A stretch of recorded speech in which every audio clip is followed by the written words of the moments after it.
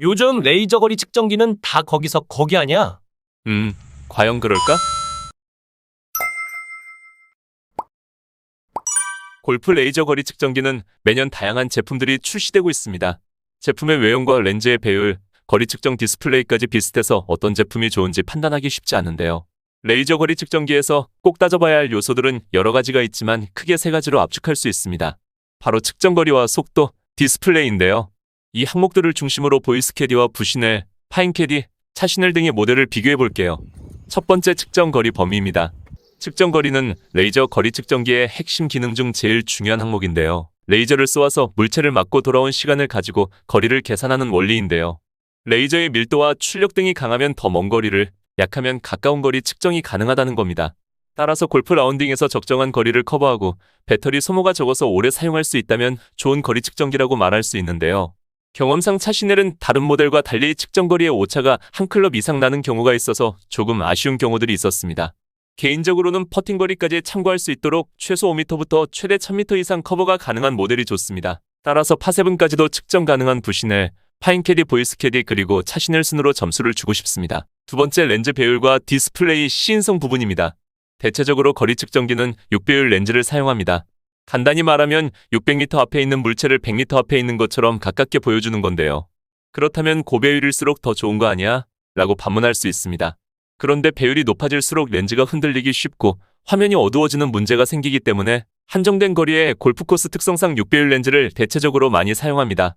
물론 부시넬 최고급 모델에는 고성능의 7배율 렌즈를 사용하기도 하죠. 생각외로 부시넬 모델은 차시넬과 같이 검은색 LCD 디스플레이를 사용합니다. 물론 렌즈가 밝아서 시인성이 괜찮긴 하지만 야간 라운딩에서는 투컬러 OLED를 사용하는 보이스캐디와 파인캐디에 비해 조금 아쉬울 거라 생각되는데요. 특히 보이스캐디는 밝기를 자동으로 조절하는 기능이 있어 필드에서 사용이 더욱 수월했습니다. 세 번째 빠른 측정 속도입니다. 측정 속도는 레이저 거리 측정기에서 손떨림 방지 기능과 연계된 부분입니다. 야외에서 손에 들고 거리를 측정하는 만큼 심장박동과 몸의 움직임 때문에 거리 측정이 늦어 흔들린 후 결과값이 나오면 본인이 측정한 목표인지 아닌지 혼동될 수 있기 때문인데요.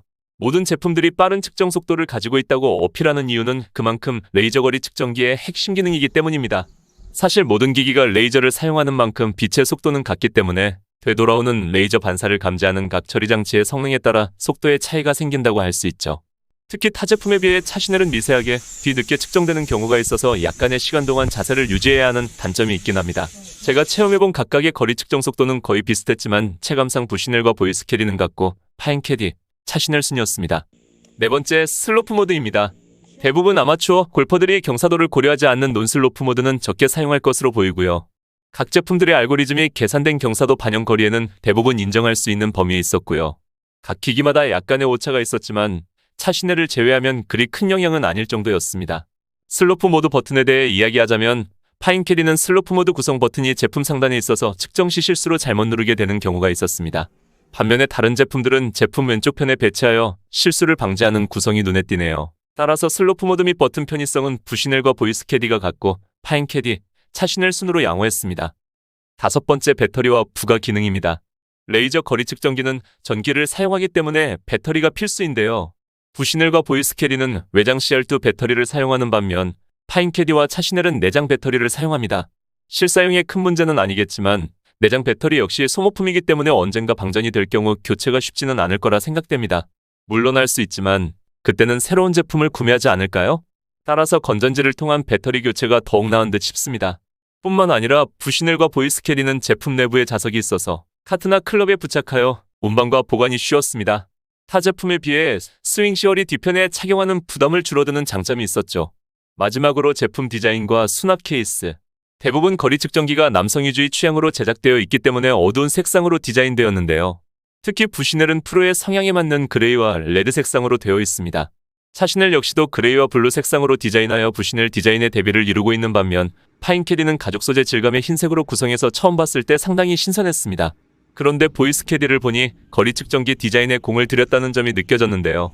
그동안 다른 제조사들이 시도하지 않았던 다양한 색상의 실리콘 케이스를 함께 출시했습니다.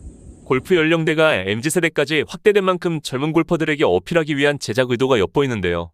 아울러 고급스러우면서도 모던한 느낌의 가죽 케이스 역시 파격적인 변화를 시도한 보이스캐디의 디자인에 높은 점수를 주고 싶네요. 따라서 디자인 측면은 보이스 캐디, 파인 캐디 그리고 부시넬과 차시넬 순으로 좋다고 판단되었습니다. 지금까지 레이저 거리 측정기에 대한 6가지 중요 항목에 대해 알아봤는데요. 각 제품을 비교해보면서 종합적으로 점수를 매겨본다면 부시넬과 보이스 캐디는 같고 파인 캐디, 차시넬 순으로 만족감이 높았습니다. 저는 애플워치를 활용한 GPS 방식의 거리 측정기와 레이저 거리 측정기를 함께 사용하는데요. 각자 기기의 특성에 따라 장단점을 살펴본다면 GPS 방식은 가볍게 착용하기 쉬운 장점은 있으나 GPS 수신의 음영 지역이 있는 경우 거리 측정에 오류가 있을 수 있고요. 반대로 레이저 방식은 부피가 크고 고가라는 점, 그리고 오르막이 올 경우 그린을 바로 측정할 수 없는 단점이 있지만 골프장에 대한 DB가 전혀 필요 없다는 장점이 있죠. 저 역시 두 기기를 상황에 따라 사용하고 있는데요. 어느 한 가지 기기가 우월하다고 할 수는 없지만 각 기기의 장단점을 파악해서 라운딩에 적절히 사용하시는 것을 추천드립니다. 그럼 여기까지 닥터노였고요. 다음엔 더 재미있고 유익한 컨텐츠로 찾아오도록 하겠습니다. 컨텐츠가 만족스러우셨다면 구독과 좋아요, 알림 설정 부탁합니다. 감사합니다.